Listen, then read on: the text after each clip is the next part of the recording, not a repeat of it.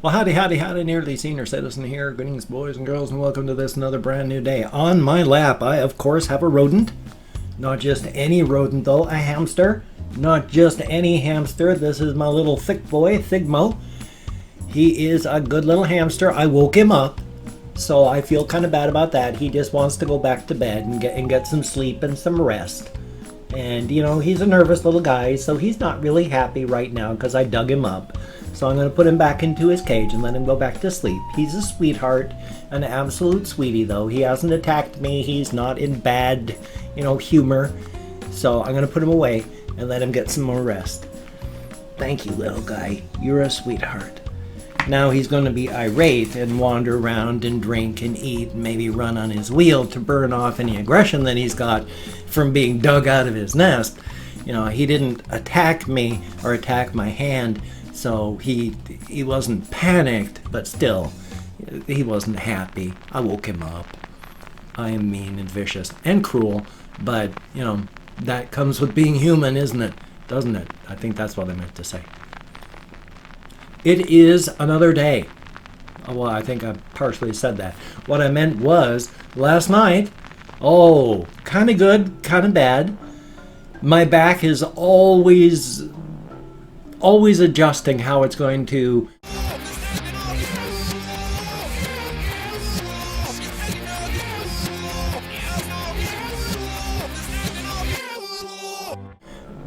work. So one night, the way I have my back support pillow on my back might be just great.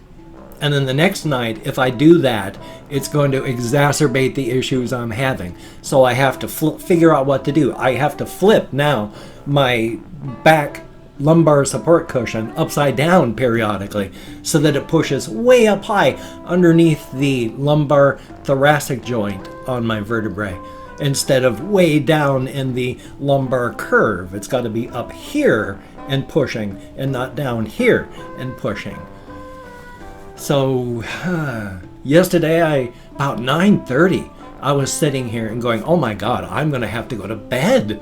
I can't sit here because my legs were they were getting ready and my back was just killing me. But then I managed to figure out, hey, how about if I flip it and put it up higher? And then I leaned back into it and that did the trick. I was still really tired, so I was in bed by around 11 o'clock, but that was better than going to bed at 9:30. I mean, I go to bed at 11:30, and I'm still woke up between 4:30 and 5 o'clock in the morning from pain. If I go to bed at 9:30, I'm going to be up at 4 or 3. No, I can't do that. Oh, itchy. So, I've got to figure out every single night how to best adjust all this stuff in my chair for my back and my legs. I've got 2 pillows, 2 towels. Oh, my apologies. What a wonderful day this is turning out to be.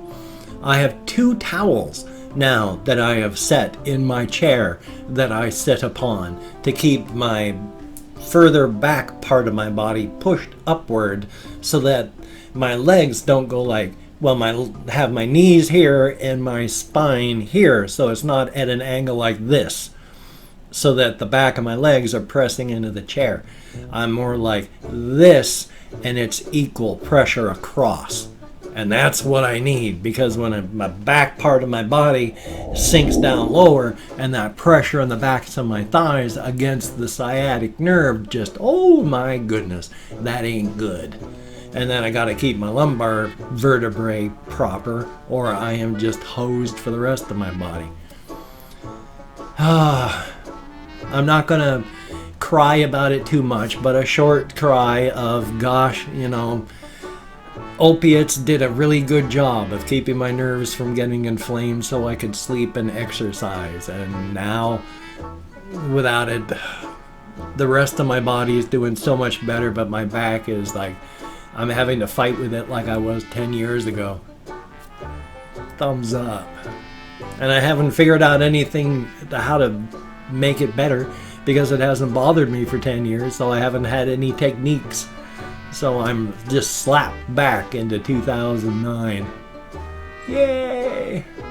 such is life, though. I mean, such is life. And it's nice to be able to sleep, though. I mean, I'm not exercising as much, but part of that, there's an obsessive part of it and a non-obsessive part of it. The non-obsessive, well, this side is the non-obsessive part of me just wants to stay healthy so that I can live as long as possible. I mean, that is, as long as I'm healthy, as long as my pulse is low, you know, no numbers on it, just on the low side of normal, that means my blood pressure is going to be low. That means my cardiovascular system is going to be healthy. That's really all I need to shoot for. The fact that my pulse is at 44 resting right now, and that I want to actually see if I can drive it lower and lose some more weight, that's all up here. That's the obsessive part of my personality, worrying at it and digging at it and going, oh my gosh, I've gotten this far and now I'm going to lose it? So it's not an altogether healthy obsession. So when I worry too much about it, yeah, I'm worrying too much about it. I mean, I'm not in training for a sport. I don't have to maintain a certain level because otherwise I'm going to fail at some competitive thing. It's just inside my head going, gosh, I wonder if I can get my pulse down to closer to 40 than, because it was closer to 50 and now it's right in the middle. So it's the obsessive part of me that's really worrying about my cardiac part, because it's my cardiac system is doing pretty good. I mean, my body is in better shape than I have any right for it to be. I mean, I should be dead. I mean, my kidneys should be destroyed. My liver should have failed and I should have died. I've OD'd on methadone the first time I was on it, and if it hadn't been for my wife and kids, I'd be gone already.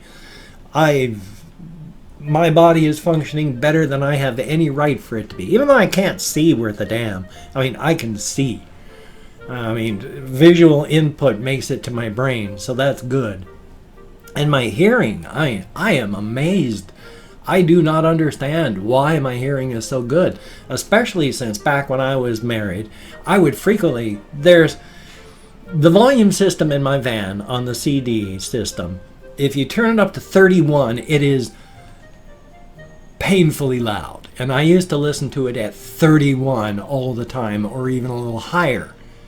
And I used to go to concerts back when I was before 20 years old, where my ears were actually short-circuiting and then not working halfway through the concert, where it would literally be, I would be listening to Cheap Trick, and then halfway through, all I can hear is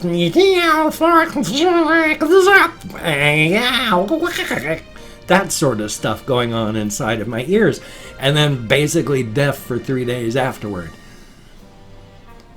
My hearing right now is, I can't turn the volume on my speaker system in my minivan up even that high anymore, because it hurts. It's so loud. Oh, everything is so loud. I can hear things so well. Now, when you get hearing damage, what that does is, remember, you got all these little spiky hairs inside of the systems inside of your ear, and all these little spiky hairs have little beads on the top of them. And as they get damaged from really loud noises, that knocks the beads off the top. And when the beads come off the little spikes, it can't register hearing anymore.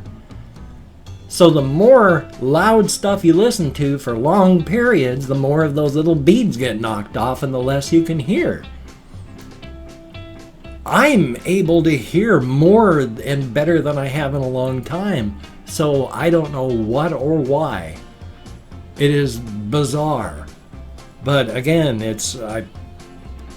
my body is functioning better than I have any right to ask for it to do.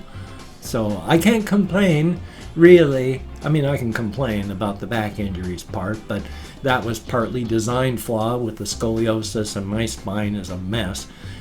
And then just choosing to work in a field where you're asking for your back to be destroyed. Which, if you work in healthcare, If you're a nurse or nurse's aide, it's worse on your back to work in that field than it is to even be a coal miner or other such similar job. So I did myself no favors, and the fact that I'm dealing with a restless leg from nerve damage can be considered partly my fault because I worked in that field. But gosh, if you don't have people working in particular fields, then what are you going to do? So you can't punish people for working in a job that's necessary. I mean, we do all the time, so yay. But still, shaming is so wonderful, isn't it? And of course, put on a happy face and you can fool your brain into thinking that you're happy. I thought about this one time. I know I talked about this before, but it's still relevant. I talked with my therapist about that one time because I was thinking while I was out walking, going, gosh, when you're happy and your face moves to show that you're happy and you smile, I wonder if it works this backwards. If you smile, does that activates the circuits that say, hey, I'm actually happy up here? And I asked my therapist about that, and he said, yeah, there's a lot of studies and such to show that because nerves run both directions. It's not just one way, because when you're happy, your face does this. So if you do this, that's telling your brain, oh, I'm happy. And so it goes happy mode. So actually smiling or showing that you're happy does actually fool your brain into thinking you're happy. It's not the same as taking an antidepressant or anything like that, but it is a deep fiber impulse that goes into your brain, and it is an underlying part of everybody's psyche. So, put on a happy face because it can work. Again, it's not a panacea, but it can help get you through a day. Thumbs up for that. So I did go walkies a little bit last night. Or did I? Now I can't even remember. No, I did. I walked to the post office, and then I walked around Safeway, and then walked back. So I'm still walking, just not as far, because I'm absolutely terrified, because last night, as stated, it was 9:30, and my back and my legs were just telling me, you're going to bed soon, and that was not good. So it's fun. I'm trying to figure it all out, trying to exercise as best I can. And of course, yesterday, I had not quite an hour's worth of therapy from my therapist. And we do it online now because I can't drive there. I don't have any money for gas. Well, it's an hour session is 45 minutes, and then 15 minutes of he is doing his write-ups and stuff like that. Half hour into our session, and then suddenly over in Olympia, all on his block and such, power went bonk. So all of a sudden, the session was over half hour into it. But he called me up on the phone afterward to say, hey, the power's out. I didn't just disconnect. I was like, oh, I figured something had happened. So I felt pretty positive about things. So a half hour session instead of 45 minutes, and it worked out. It was good. And definitely a good thing. Another session for next week. So for the immediate future, it's online. Hopefully somehow I'll be able to get a little bit of money so that I can drive places. I mean, if I gotta get to Walmart now, I can't walk there. Not in sleep. But still, I'm trying to get things done. What I want to do is when I start rendering my second video of the day, I need to get up and head out and walk around Shelton and then come back. Do about an hour's walk, because it takes about an hour and a half to render one of my longer videos. So that's a definite way to do it, so that I will have the longer walk time in, and then that'll be good. And then hopefully keep my nerves in my back from getting inflamed. Because hokey smokes, I mean, I went to bed and I slept all the way up till around, like I said, around 4:30, 5 o'clock, and it is nice. I am getting very, very used to being able to sleep. I have never slept this long. I mean, I have, but it's been decades ago. I'm sleeping better right now that I'm not exercising, than I have slept in decades. So yeah, I kind of like being able to sleep. It's a nice feeling. Definitely. Excuse me. And I've opened up 24 hours worth of comments in my community tab, and I'm going to go through and thank 20 to 25 people for having left me a comment. I'm not reading the comments right now. I'm going to go through and read them later. Thumbs up each one I read, answer as many as I can. There's a lot of comments, and I go through them chronologically, so I can't get to them all, but I try to get to as many as I can. So right now, whether you left me a good comment, a bad comment, or an indifferent comment, the fact that you left me a comment is what is important. Thank you so very much. It is a range of 20 to 25 because even though I count in American Sign Language on the fingers of this hand, with my fibromyalgia, brain damage from alcoholism, my depression, and more, I'm lucky that I can remember that my name is not Rutherford. God darn it.